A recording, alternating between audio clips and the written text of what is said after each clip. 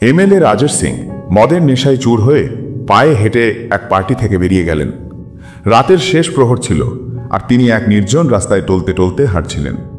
সেই রাস্তার মোড়ে এক তরুণী এবং অত্যন্ত সুন্দরী পুলিশ অফিসার ইন্সপেক্টর মিতা রায় একটি বিশেষ ডিউটির জন্য মোতায়েন ছিলেন। ইন্সপেক্টর মিতা রায় যখন একজন লোককে নেশার অবস্থায় রাস্তা দিয়ে যেতে দেখলেন, তখন তিনি তার পথ আটকে তার সামনে দাঁড়িয়ে গেলেন। তুমি কে? এত রাতে কোথা থেকে আসছো? ইন্সপেক্টর মিতা রায় কঠোর কণ্ঠে জিজ্ঞাসা করলেন। এমএলএ রাজেশ সিং, যিনি ইতিমধ্যেই মদের নেশায় চুর ছিলেন, সুন্দরী পুলিশ অফিসার ইন্সপেক্টর মিতা রায়কে দেখে একেবারে পাগল হয়ে গেলেন। তিনি তার দুই হাত দিয়ে ইন্সপেক্টর মিতা রায়ের গাল ধরে ফেললেন এবং হাসতে হাসতে বললেন, আমাকে চিনিস না জানো? ইন্সপেক্টর মিতা রায় এক ঝটকায় এমএলএ রাজেশ সিং এর হাত সরিয়ে দিয়ে রাগত স্বরে বললেন, একজন ইন্সপেক্টরের গায়ে হাত দেওয়ার সাহস কি করে হলো তোমার? এমএলএ রাজেশ সিং হাসতে হাসতে ইন্সপেক্টর মিতা রায়ের দিকে এগিয়ে এলেন এবং খুব কাছে এসে বললেন, আমি একজন এমএলএ। এটা শুনে ইন্সপেক্টর মিতা রায় একটু ঘাবড়ে গেলেন এবং বললেন, স্যার, আপনি যেতে পারেন। এমএলএ রাজেশ সিং ইন্সপেক্টর মিতা রায়ের পাশ দিয়ে কিছুটা এগিয়ে গেলেন, তারপর এক জায়গায় দাঁড়িয়ে পিছনে তাকিয়ে ইন্সপেক্টর মিতা রায়কে দেখতে লাগলেন। ইন্সপেক্টর মিতা রায়, যিনি তরুণী ছিলেন এবং ইউনিফর্মে আরও সুন্দরী লাগছিলেন, তাকে দেখে এমএলএ রাজেশ সিং এর মন আরও উত্তেজিত হল। তিনি তার পা ফিরিয়ে আবার ইন্সপেক্টর মিতা রায়ের দিকে এগিয়ে আসতে শুরু করলেন। কাছে পৌঁছে তিনি হঠাৎ ইন্সপেক্টর মিতা রায়ের হাত ধরে ফেললেন এবং তার চোখে চোখ রেখে বললেন, চলো, আমার সঙ্গে চলো। ইন্সপেক্টর মিতা রায় এক ঝটকায় পিছনে সরে গিয়ে ভারাত্মক কণ্ঠে বললেন, কেন, আর কোথায় যেতে হবে? এমএলএ রাজেশ সিং কোনো উত্তর না দিয়ে ইন্সপেক্টর মিতা রায়ের বাহু ধরে তাকে নির্জন রাস্তার অন্য দিকে টেনে নিয়ে যেতে লাগলেন। রাতের অন্ধকার পুরোপুরি ছড়িয়ে পড়েছিল আর এমএলএ রাজেশ সিং তরুণী ইন্সপেক্টর মিতা রায়কে টেনে নিয়ে যাচ্ছিলেন। এই নির্জন রাস্তা দিয়ে হাঁটতে হাঁটতে তারা একটি পুরনো হাভেলির সামনে পৌঁছে গেলেন। এমএলএ রাজেশ সিং তৎক্ষণাৎ হাভেলির দরজা খুললেন এবং ইন্সপেক্টর মিতা রায়কে টেনে ভিতরে নিয়ে যেতে লাগলেন। ইন্সপেক্টর মিতা রায় হঠাৎ এমএলএ রাজেশ সিংকে পিছনে ধাক্কা দিয়ে বললেন, দেখুন স্যার, আমি আপনার সম্মান করছি, কিন্তু এখন আপনি সীমা ছাড়িয়ে যাচ্ছেন। এসব কি? কেন আমাকে এখানে এনেছেন? এমএলএ রাজেশ সিং ইন্সপেক্টর মিতা রায়ের কবজি শক্ত করে ধরে বললেন, একবার ভেতরে এসো, সব বুঝতে পারবে। ইন্সপেক্টর মিতা রায়ের মনে সন্দেহ হলো যে এখন তার সঙ্গে কিছু অন্যায় হতে চলেছে, কিন্তু তবুও এমএলএ রাজেশ সিং এর ক্ষমতার কারণে তিনি তার সঙ্গে হাভেলির ভিতরে প্রবেশ করলেন। হাভেলিটি বহুদিন ধরে বন্ধ ছিল।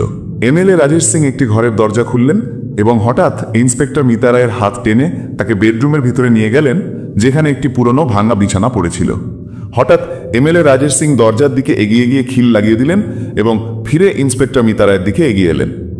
তিনি ইন্সপেক্টর মিতা রায়ের কোমরের দিকে হাত বাড়িয়ে বললেন, এক রাত তুমি আমার সঙ্গে এখানে থাকো, তারপর আমি তোমার প্রমোশন করিয়ে দেবো, তোমাকে এসপি বানিয়ে দেবো। ইন্সপেক্টর মিতা রায়ের ধৈর্য এবার ভেঙে গেল। তিনি হঠাৎ এমএলএ রাজেশ সিং এর মুখে একটি জোরদার থাপ্পড় মারলেন। এমএলএ রাজেশ সিং টলতে টলতে দূরে গিয়ে পড়লেন। ইন্সপেক্টর মিতা রায় তাড়াতাড়ি দরজার খিল খুলে হাভেলি থেকে বেরিয়ে গেলেন। এদিকে এমএলএ রাজেশ সিংহ ভিতর থেকে দৌড়ে ইন্সপেক্টর মিতা রায়ের পিছনে এলেন এবং রাস্তার মাঝখানে তার পচ আটকে হাসতে হাসতে বললেন, তোর মতো শত শত ইন্সপেক্টর আমার একটা ইশারায় ল্যাজ নাড়ে, এখন দেখ আমি তোর সঙ্গে কি করি। এই বলে এমএলএ রাজেশ সিং তার মোবাইল বের করে একটি কল করতে লাগলেন। ইন্সপেক্টর মিতা রায় বুঝে গেলেন যে এখন তার সঙ্গে কিছু খারাপ ঘটতে চলেছে। তিনি তাড়াতাড়ি এমএলএ রাজেশ সিং এর মোবাইল কেড়ে নিয়ে বললেন, স্যার, আমাকে মাফ করে দিন, ভুলে হাত উঠে গেছে, আমি আপনাকে মারতে চাইনি। এটা শুনে এমএলএ রাজেশ সিং এর মুখে একটি বিজয়ীর হাসি ফুটে উঠল। তিনি গর্বের সঙ্গে বললেন, কিন্তু এখন তুই এমনি মাফ পাবি না। এই বলে এমএলএ রাজেশ সিং ইন্সপেক্টর মিতা রায়ের কাছে এগিয়ে আসতে লাগলেন আর ইন্সপেক্টর মিতা রায় আস্তে আস্তে পিছতে যেতে লাগলেন। রাতের অন্ধকার চারিদিকে ছড়িয়ে পড়েছিল আর এমএলএ রাজেশ সিং নির্জন রাস্তায় তরুণী ইন্সপেক্টর মিতা রায়কে ধরার জন্য তার দিকে এগিয়ে যাচ্ছিলেন। রাস্তায় কিছু দূরে একটি বন্ধ বাস স্টপ ছিল, যেখানে যাত্রীদের বসার জায়গা ছিল। ইন্সপেক্টর মিতা রায় যখন সেই বাস স্টপের কাছে পৌঁছলেন, এমএলএ রাজেশ সিং হঠাৎ তাকে ধাক্কা দিয়ে বাস স্টপের কেবিনে থাকা চেয়ারের উপর ফেলে দিলেন। এখন ইন্সপেক্টর মিতা রায় সেই বড় চেয়ারের উপর শুয়েছিলেন আর তার হৃদয় ধকধক করছিল। হঠাৎ এমএলএ রাজেশ সিং তার হাতের হাতা উপরে তুলে ইন্সপেক্টর মিতা রায়ের কাছে এগিয়ে এলেন এবং তার উপর ঝুঁকে পড়লেন। এমএলএ রাজেশ সিং এর মদের গন্ধযুক্ত নিঃশ্বাস ইন্সপেক্টর মিতা রায়ের মুখে লাগতে লাগলো। ইন্সপেক্টর মিতা রায় ভয় পেয়েছিলেন, কিন্তু তার সম্মানও বাঁচাতে হবে। হঠাৎ তিনি একটি জোরদার লাথি এমএলএ রাজেশ সিং এর পেটে মারলেন, যার ফলে তিনি দূরে গিয়ে পড়লেন। ইন্সপেক্টর মিতা রায় তাড়াতাড়ি উঠে দাঁড়ালেন এবং এমএলএ রাজেশ সিং এর কাছে এসে বললেন, দেখো, আমি তোমাকে মারতে চাইনি, কিন্তু তুমি আমাকে বাধ্য করেছো, আমি তো একজন ইন্সপেক্টর। এখন এমএলএ রাজেশ সিং রাগে লাল হয়ে উঠে দাঁড়ালেন এবং বললেন, এখন তো আমি তোর উর্দি খুলিয়ে ছাড়বো এবং তোর পুরো পরিবারকে ধ্বংস করে দেব। একজন এমএলএর ক্ষমতা তুই জানিস তাই না? এটা শুনে ইন্সপেক্টর মিতা রায় ঘাবড়ে গেলেন এবং বললেন, দেখো, তুমি যা করতে চাইছো তা ঠিক নয়। এই কারণে আমি এই পদক্ষেপ নিয়েছি। এমএলএ রাজেশ সিং কঠোর স্বরে বললেন, অন্য কেউ হলে এতক্ষণ আমি তার নাম নিশানা মুছে দিতাম, কিন্তু তুই যেহেতু তরুণী এবং সুন্দরী, তাই তোর কাছে এখন শেষ সুযোগ আছে। ইন্সপেক্টর মিতা রায় ভয় বললেন, কি স্যার? এমএলএ রাজেশ সিং এখন তার কামনার লোভে অন্ধ হয়ে গিয়েছিলেন। তিনি হঠাৎ ইন্সপেক্টর মিতা রায়কে পিছনে ধাক্কা দিলেন আর তিনি রাস্তায় পড়ে গেলেন। রাতের শেষ প্রহর ছিল আর তরুণী ইন্সপেক্টর মিতা রায় নির্জন রাস্তার মাঝখানে অসহায় পড়েছিলেন। তার সম্মান এখন এমএলএ রাজেশ সিং এর দয়ার উপর নির্ভর করছিল, আর এমএলএ রাজেশ সিং তাকে ধরার জন্য কাছে এগিয়ে আসছিলেন। তিনি ধীরে ধীরে কাছে এসে ইন্সপেক্টর মিতা রায়ের পাশে বসলেন এবং বললেন, এখন তোকে বাঁচানোর একটাই উপায় আছে, নইলে তোর কাজ শেষ। ইন্সপেক্টর মিতা রায় ভয়ে বললেন, কোন উপায় স্যার? এমএলএ রাজেশ সিং হাসতে হাসতে বললেন, তা তুই ভালো করেই জানিস, হয় তোর সম্মান বাঁচা, নয় তোর উর্দি। ইন্সপেক্টর মিতা রায় এখন বুঝে গিয়েছিলেন যে এমএলএ রাজেশ সিং এর কথা না মানলে সকালের মধ্যে সে তাকে চাকরি থেকে বের করে দেবে বা অন্য কোনো ভয়ঙ্কর ক্ষতি করতে পারে। কিন্তু তিনি এমএলএ রাজেশ সিংকে পিছনে ধাক্কা দিয়ে বললেন, তুমি এখন সীমা অতিক্রম করছো, আমি তোমাকে হাতকড়ি পরিয়ে দেব, আমি একজন ইন্সপেক্টর। এমএলএ রাজেশ সিং জোরে হাসতে হাসতে বললেন, আমাকে হাতকড়ি পরাবি? একজন এমএলএ কে? তোর মতো কত ইন্সপেক্টর এই ভেবে ভেবে নিজের ধ্বংসের দিকে এগিয়ে গেছে। হঠাৎ ইন্সপেক্টর মিতা রায় উঠে দাঁড়ালেন এবং সেই রাস্তা থেকে নিচে নামা একটি কাঁচা রাস্তায় দ্রুত দৌড়াতে লাগলেন। পিছন থেকে এমএলএ রাজেশ সিংও ইন্সপেক্টর মিতা রায়ের পিছনে দৌড়াতে লাগলেন। রাতের অন্ধকার ছিল আর এমএলএ রাজেশ সিং তার কামনার নেশায় পাগলের মতো ইন্সপেক্টর মিতা রায়ের পিছনে দৌড়াচ্ছিলেন। কাঁচা রাস্তায় কিছুটা এগিয়ে ইন্সপেক্টর মিতা রায় একটা জিপের কাছে থামলেন এবং তৎক্ষণাৎ দরজা খুলে ভিতরে বসে পড়লেন। এটি তার ডিউটি জিপ ছিল, যা তিনি এক কোণে রেখেছিলেন। হঠাৎ এমএলএ রাজেশ সিংও দৌড়ে এলেন। ইন্সপেক্টর মিতা রায় যখন গাড়ি স্টার্ট করে সেখান থেকে বেরিয়ে যাওয়ার চেষ্টা করছিলেন, এমএলএ রাজেশ সিং তৎক্ষণাৎ গাড়ির চাবি বের করে নিলেন এবং ভিতরে ঢুকে পড়লেন। তিনি ইন্সপেক্টর মিতা রায়কে সিটের সামনে চেপে ধরলেন। তারপর তিনি ইন্সপেক্টর মিতা রায়ের শার্টের দিকে 2 হাত বাড়ালেন। ইন্সপেক্টর মিতা রায় হঠাৎ এমএলএ রাজেশ সিং এর মাথা ধরে গাড়ির হ্যান্ডেলে মারলেন, যার ফলে এমএলএ রাজেশ সিং মারাত্মকভাবে আহত হলেন। এমএলএ রাজেশ সিং রাগে বললেন, এখন তোকে কেউ বাঁচাতে পারবে না, এখন তোর সম্মানও যাবে আর উর্দিও। এটা শুনে ইন্সপেক্টর মিতা রায় ঘাবড়ে গেলেন। তিনি বললেন, কিন্তু তুমি যা করছো তা ঠিক নয়। এমএলএ রাজেশ সিং গর্বের সঙ্গে বললেন, আমার জন্য কিছুই ভুল নয়, আমি সব কিছু করতে পারি। তখন ইন্সপেক্টর মিতা রায় কাঁচা রাস্তা দিয়ে রাস্তায় উঠে গেলেন।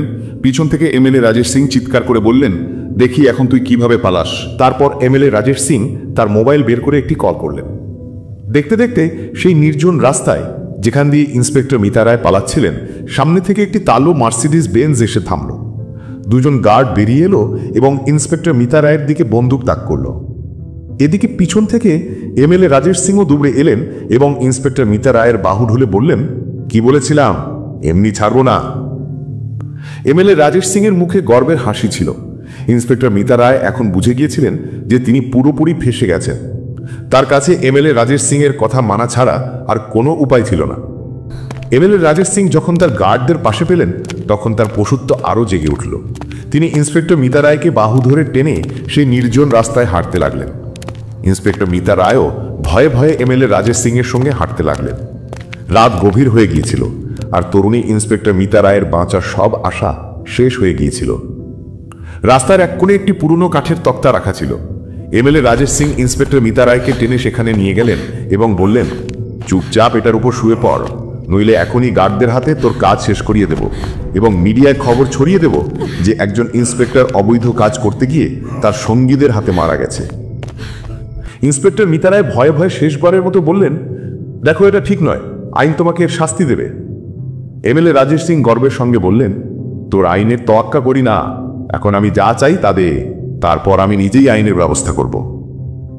তারপর এমএলএ রাজেশ সিং হঠাৎ ইন্সপেক্টর মিতা রায়কে সেই কাঠের তক্তার উপর ধাক্কা দিলেন আর তিনি পিছনে পড়ে গেলেন। ইন্সপেক্টর মিতা রায় এখন উত্তেজিত এমএলএ রাজেশ সিংকে তার উপর ঝুঁকতে দেখছিলেন। তার হৃদয় ধরফড় করছিল, কিন্তু হঠাৎ তার মুখে একটি অদ্ভুত নেশার ভাব ফুটে উঠল এবং তিনি হাসতে লাগলেন। তিনি এমএলএ রাজেশ সিং এর কানে মৃদু স্বরে বললেন, 1 মিনিট, আমার কথা শোনো। এখন এমএলএ রাজেশ সিং এবং ইন্সপেক্টর মিতা রায় সেই নির্জন অন্ধকার রাস্তার তক্তার উপর বসে পড়লেন। এমএলএ রাজেশ সিং অবাক হয়ে ভাবছিলেন, ইন্সপেক্টর মিতা রায়ের কি হলো? হঠাৎ এমন ভালোবাসার সঙ্গে কথা বলতে শুরু করলেন কেন? তখন ইন্সপেক্টর মিতা রায় এমএলএ রাজেশ সিং এর হাত তার 2 হাতে ধরে বললেন, যদি আমি রাজি হয়ে যাই তাহলে তুমি আমাকে বিনিময় কি দেবে? এটা শুনে এমএলএ রাজেশ সিংয়ের মুখেও হাসি ফুটে উঠল। তিনি বললেন, তোমার কি চাই? ইন্সপেক্টর মিতা রায় ভালোবাসার দৃষ্টিতে এমএলএ রাজেশ সিংয়ের চোখে তাকিয়ে বললেন, তুমি কি আমাকে এসপি বানাতে পারবে? এমএলএ রাজেশ সিং গর্বের সঙ্গে বললেন, তুমি শুধু হ্যাঁ বলো, কয়েকদিনের মধ্যে তুমি এসপি হয়ে যাবে। এটা শুনে ইন্সপেক্টর মিতা রায়ের মুখে খুশি ছড়িয়ে পড়ল। তিনি বললেন, ওয়াও, তুমি তো খুব ভালো। পার্ট 1 সমাপ্ত। ইন্সপেক্টর মিতা রায় কি সত্যি এমএলএ রাজেশ সিংয়ের প্রস্তাবে রাজি হয়ে গেলেন, নাকি এর পিছনে লুকিয়ে আছে তার কোনো গোপন পরিকল্পনা? জানতে হলে পড়ুন পার্ট 2।